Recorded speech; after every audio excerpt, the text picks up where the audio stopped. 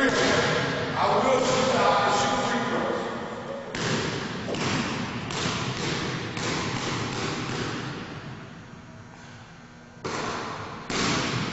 Okay? After every shooting drill.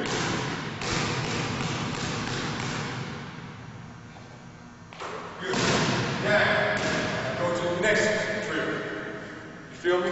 Yeah. Okay, just hold it right there.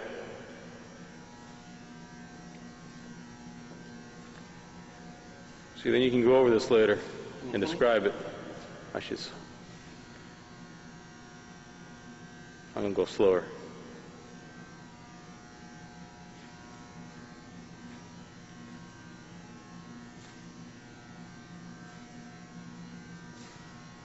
I'll do a full 360. Hold it.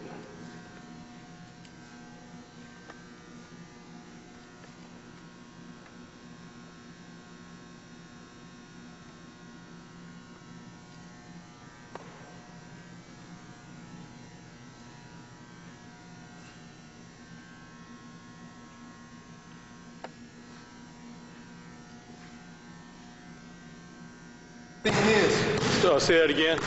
Say that again. they say when you shoot your jump shot, you're supposed to shoot it the same way each time. The release is supposed to be the same. That's impossible, in my opinion.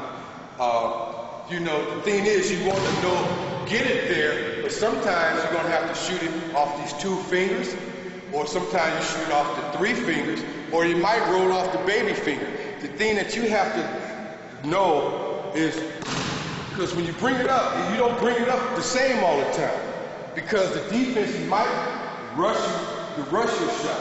But if you know the field of it, you can shoot it at different levels each time you shoot. It's never the same shot. It's never the same. If you wanted to get your elbow straight, and you wanted to sit in your hands, and you want this left hand as a guide, and you wanted to make it perfect, it's possible. But it's impossible to every jump shot is the same release and the same release point.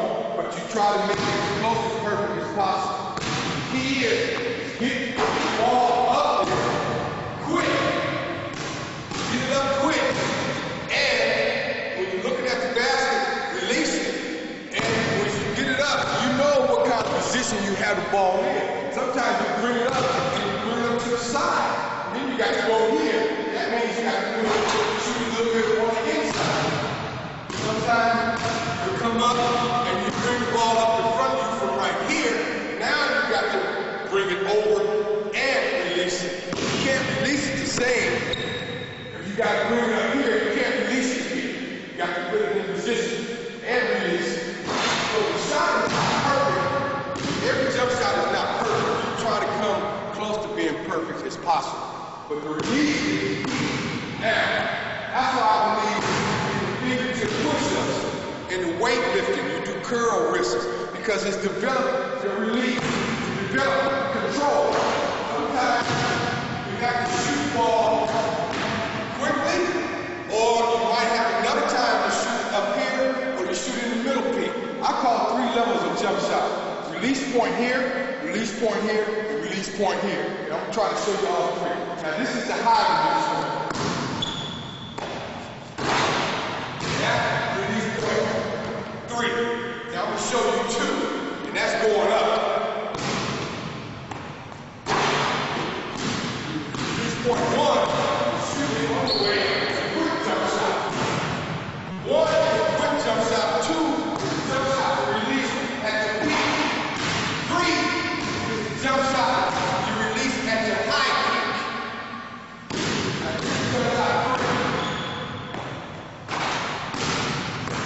This is the jump shot for you.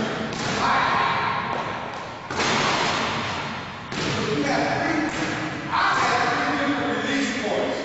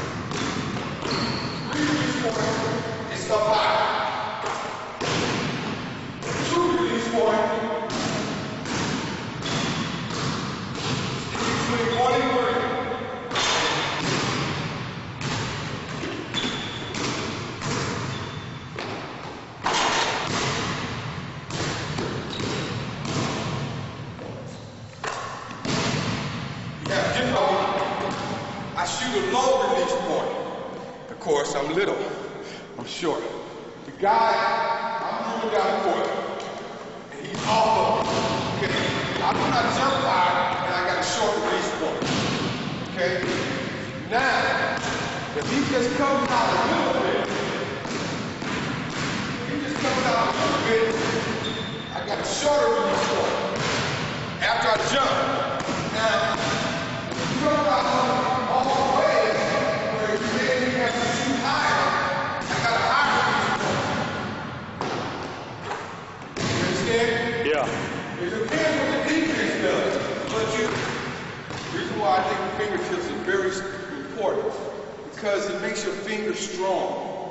It makes your forearm strong. It creates depth in your palm. So when you catch a ball, you just suck it like a cup, okay? But it strengthens your hands. Basketball is part of your hands. Your hands is part of the basketball. 80% of the time, 95% of the time, your hand is on the basketball. So your hands have to be strong. And it helps out on the release. It helps out when you're shooting. It helps out when you're trying to spin. It helps out when you grab your defense. You got to have strength in your hands. And just feel like it's nothing. You know, the guy trying to knock the ball out of your hand, you got your strength there. You hold it in a shooting position, okay? And the guy reach in and try to knock the ball loose.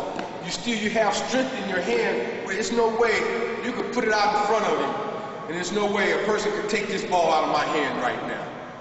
Even if he hit me on my arms, I got that strength in the claws on the ball. So that's what the fingertips help. It helps you to catch the ball, hold the ball, and be strong with the ball. When they say go in strong, if they hit you on your wrist, if you get your fingertips and build up your fingers and your grip, nobody be able to knock it out of your hand.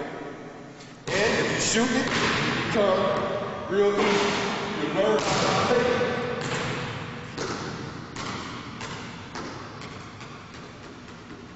When you shoot a basketball, it's basically shooting with your wrist and fingers. Basically shooting with your wrist and fingers when you shoot a basketball. But it varies. Majority of my shots, if I release it inward, I go in. But fingertips, I can release it off any finger. It depends how it rolls off my hand. But I prefer to release it going inward, off the index finger. Okay, why don't you come here and just show me and hold it so I can film it. Hold it. Which finger? Your index finger? My index in the middle finger, basically. Those index and middle finger, they roll off those. Off the baby and the last two. They just really guide us. The last baby finger is really a guide. The baby finger? Yeah, the baby finger is really a guide. The one on the right. Baby finger on the right hand, jump shot. Really a guide. You're really shooting it with the two index fingers. Real good shooter follow through this way. And they have just two hands to be up.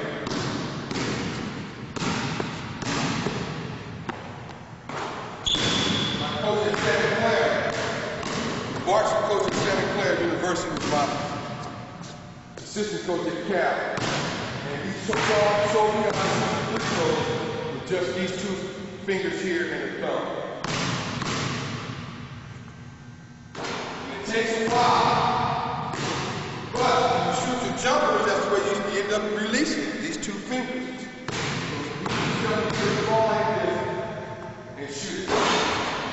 And I practiced. I think I was a 60% free throw shooter my freshman year.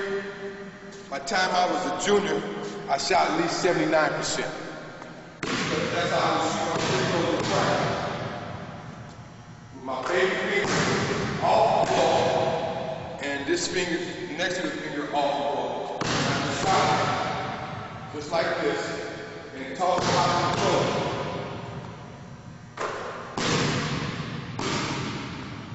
And that's what Coach David from the University of California Also, my coach in high school, assistant Doug Goddard, coach Oakland High, showed me the first time. And then when I got the cap, they iterated and made me continue to shoot that. So I had two coaches that showed me the way to shoot the free throw, and my free throw percentage went up. Now, I can shoot my jump without my baby finger and the finger next to it on the ball. Because you shoot it, to the index finger. I used to lay on the bed or lay on the floor. And what object that I'm trying to do is come close as possible to the ceiling without touching the ceiling. If I can just get a quarter inch from the ceiling, that's a good shot. Plus, I want the ball to come straight down. If I shoot the ball, I got to catch it back here. In my mind, that was a bad release. Or if I got to catch it down here, that's a bad release. I want to catch it in this zone here. That's telling me that I have control of my shooting. Okay, you see where I'm releasing? You see where my fingers are.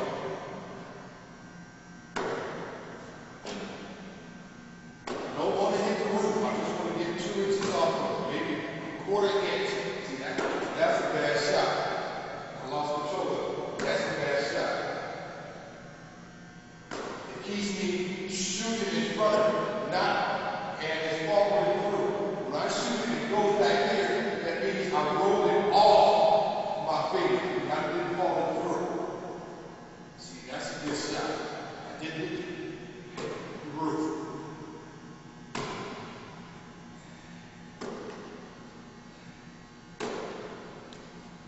See, bad shot. I want to get it up there just when I don't hit the roof. That's shooting a brick when I hit the roof. And all I'm doing is to learn how to control. And I keep it releasing straight. This is where I shoot my jump shot.